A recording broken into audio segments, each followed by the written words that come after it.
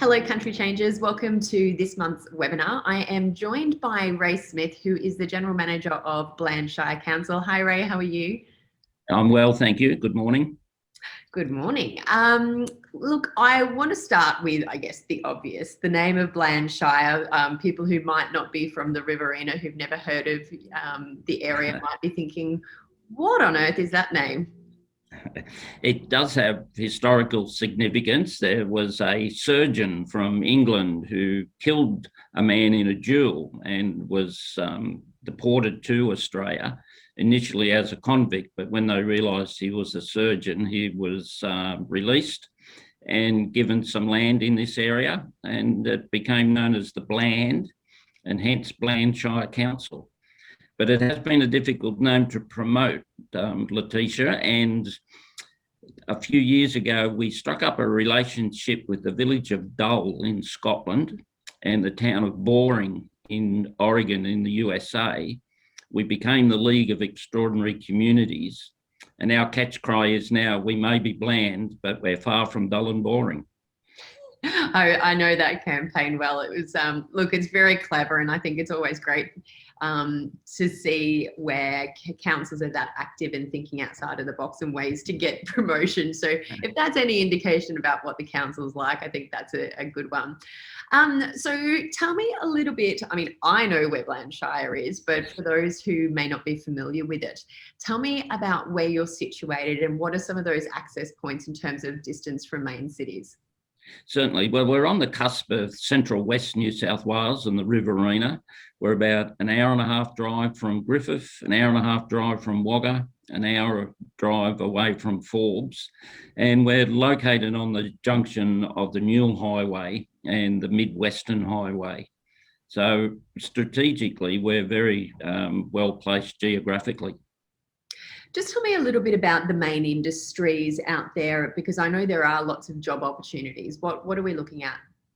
A huge agricultural sector, mainly crops, canola, wheat, barley, but also sheep and cattle. And of course, we have a major gold mine in our area, the Lake Cow gold mine, which is proving extremely beneficial economically and socially for the town of West Wyalong in particular.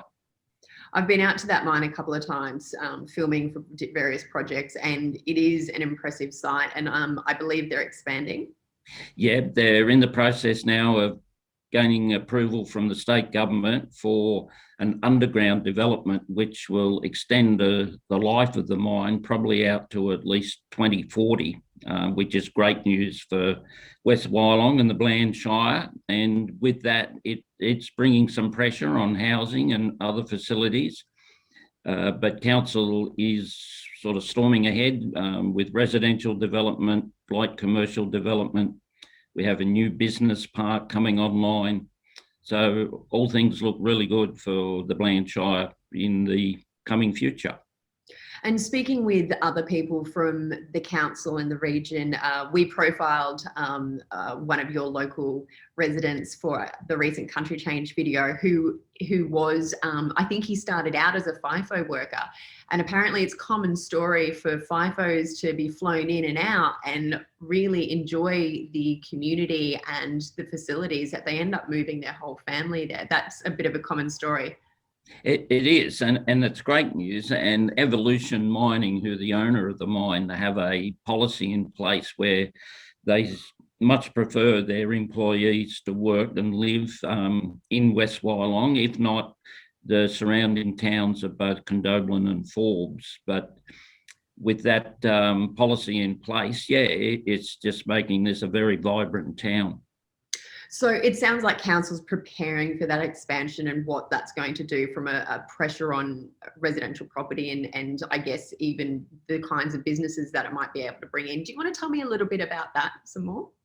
Yeah, we've got a number of local businesses that are on the verge of expanding, mainly because they're associated with the works at the mine. But also we're right now currently negotiating with the state and federal government for a major upgrade of our water security, our main pipeline, a new reservoir, increasing water pressure.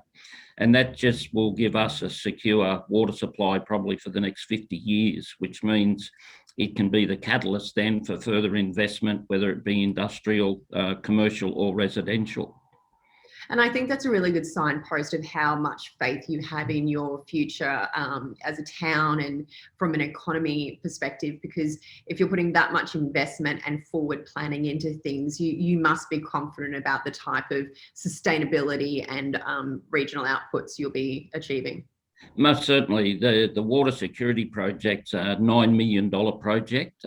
We'll go into partnership with Goldenfields Water County Council, our local water utility, and the state and federal government. And council were able to allocate their most recent resources for regions funds of $3 million towards this project. And as you say, is a pretty good indication of the strength of the future of West Wyalong and the support that council is offering to the community. Look, and I think, you know, besides job security and, you know, housing, which is two huge ticket items there, if we go the other side of that, it's the livability aspect as well. The Shire is actually really beautiful. You've got a number of wetlands and parks. Do you want to tell me a little bit about some of those sort of family, social, lifestyle elements of the Shire that you cater to? Yeah, certainly. We pride ourselves on our local parks in particular. And they're often utilised for weddings, birthday parties, a whole range of gatherings. We have movies in the park on various occasions. Our wetlands is expanding. We're about to officially open a new Indigenous section within the wetlands up at Kooinda Park. We've continually enhancing that area in regard to mining history. We have a new cinema or theatre coming online, official opening in early August this year. That's been a major project supported by council and Evolution Mining. So there's plenty to do. We probably have, or no, it's not probably, we do have some of the best sporting facilities in the Riverina. We have separate facilities for rugby league, for rugby union, for AFL, a number of turf wickets for cricket, great netball facilities, an indoor stadium for basketball. So we're very well catered for sport and other recreational pursuits. And one thing people should know if they move from city areas is sport is taken very seriously, especially in their seasons. Everyone's expected to come and spectate or participate. And I think that's one of the beautiful things about living in a regional area is that sense of community. And Bland Shire, I know, is definitely one of those close-knit communities. It certainly is. And the fact is just about everything is in walking distance. So you can go to any of those facilities, 5-10 minute walk and you're there. No need to drive. There's no parking restrictions. There's not that hassle that you get in metropolitan areas of traffic congestion. No, it's just a great place to live. Nice.